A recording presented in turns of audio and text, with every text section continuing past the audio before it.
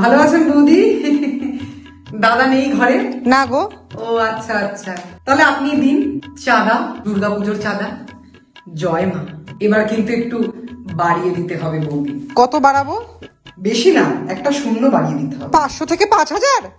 হ্যাঁ, এতটা বাড়ানো যায় নাকি? আমরা এবার বুর্জ খলিফার থেকেও বড় একটা বিল্ডিং বানাচ্ছি, আমাদের নিজেদের পার্সোনাল খলিফা। তার জন্য প্রচুর বাঁশ লাগবে, আর কচি বাঁশের দাম লাখ টাকা। খুঁটি পুজোর দিন রানী রাসমণি, আর ফিতে কাটার দিন নটি বিনোদিনী আসবে। স্টার জলসা জি বাংলা আমরা মিলিয়ে মিশিয়ে এক করে দেবো। তোমার দাদার সঙ্গে আগে কথা বলতে হবে। আপনি তো ঘরের হোম মিনিস্টার বৌদি, দাদার সঙ্গে আমার আলাদা করে কথা বলার কি দরকার? এবারের অষ্টমীর খিচুড়িতে শুধু খিচুড়ি আর লাবড়া থাকবে না, সাথে বেগুনি থাকবে আর পনির আলুর তরকারিও থাকবে।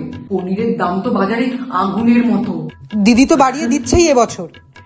ওইটাই তো ব্যাপার বৌদি, দিদি যদি বাড়িয়ে দিতে পারে তাহলে বৌদিরা কেন নয়? বৌদি তাহলে আপনার নামেই কাটি।